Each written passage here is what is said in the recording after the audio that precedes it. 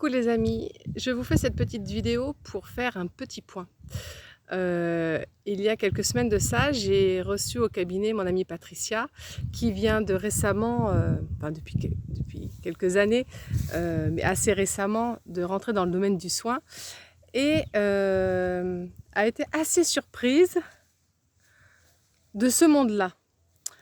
Elle a été surprise dans le sens où on peut être dans la thérapie et ne pas être dans la bienveillance. Donc effectivement, ça peut paraître pour certains ahurissant. Pour autant, c'est bien ce qui se passe. C'est pas parce qu'on est dans le soin qu'on est dans la bienveillance, tout à fait.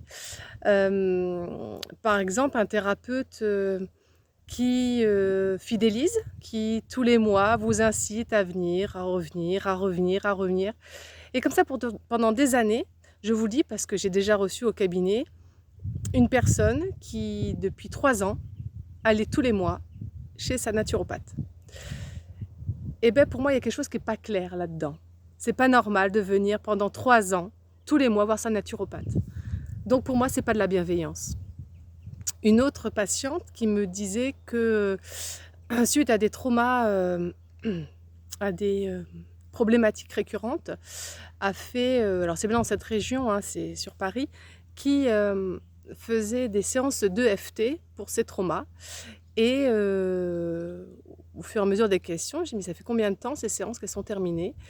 Et la personne continuait depuis plus de 2 ans à suivre ces séances mensuelles, voire des fois bimensuelles, pour les mêmes traumas.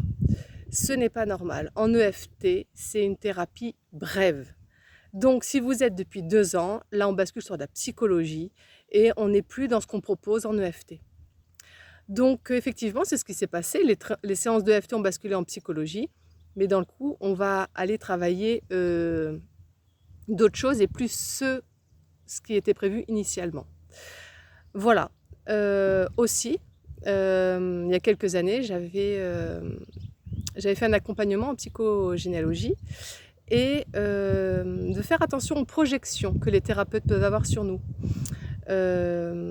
Moi, j'étais assez fragilisée dans l'étude de mon arbre et il est vrai qu'à 14 ans, j'ai eu une relation avec un homme de 10 ans de plus que moi. Mais cette relation a duré 3 ans. Suite à cette relation qui s'est terminée, j'ai eu une autre relation avec un homme, cette fois-ci, 5 ans de plus que moi, pardon. Cette relation a duré 4 ans. Et jusqu'à la relation qui a suivi, le père de mes enfants, avec qui je suis toujours depuis plus de 18 ans, et tout va très bien. Et cette thérapeute projetée, en plus c'était en groupe, donc je veux dire comment on est bien, mais heureusement que j'ai eu la clarté de vouloir rectifier un petit peu les choses, malgré que j'étais bien affaiblie. Hein. Aujourd'hui, je pense que je le ferai avec beaucoup plus de virulence qu'à l'époque. À verbaliser que effectivement, vu le contexte familial dans lequel j'avais évolué, on voyait bien qu'à l'adolescence, ça partait, ça aurait pu déraper et partir dans n'importe, enfin d'être une Marie couche-toi là en fait, d'avoir des relations comme ça, les additionner. Et en fait, c'est l'image qu'elle m'a collée. Sauf que justement, c'était tout le contraire. Combien d'enfants, d'adolescents à 14 ans ont des relations pendant 3 ans?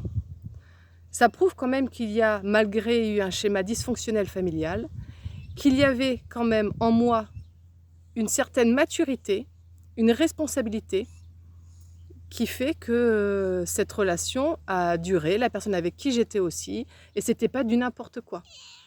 Donc les amis, je vous invite au discernement, à pas laisser n'importe qui, surtout quand vous venez en thérapie, ça la fout un peu mal quand même, d'avoir des projections sur vous.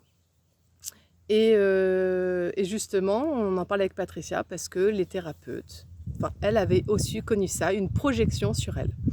Donc voilà, donc discernement, je trouve que j'en ai parlé pas mal. Vous allez voir le tirage de cartes qui va suivre pour demain, pour le jour du printemps que j'ai préparé, que j'ai filmé ce matin. Vous allez voir qu'on nous parle d'être beaucoup dans le chakra du 3e œil en fait, de voir les réalités telles qu'elles sont, de voir l'autre, de bien voir l'autre, que l'autre maintenant il pourra plus nous la faire à l'envers. Donc voilà les amis, discernement Ayez confiance et ressentez dans votre cœur qui a de la bienveillance ou pas. Et c'est pas parce qu'on va voir un thérapeute qui a ça. Il n'y en a pas, j'ose espérer que c'est pas la majorité, mais quand je vois ces programmes de fidélisation, quand je vois bah oui, ces projections, bah ouais, ça fait poser des questions quand même. Voilà les amis. Je vous laisse avec ça, je vous invite à aller dans votre cœur, à ressentir tout ça, à bien profiter de notre nature et de votre nature, de qui êtes-vous à l'intérieur. Voilà, je vous embrasse tous très, très fort, ayez confiance en vous et belle lumière à tous. Salut!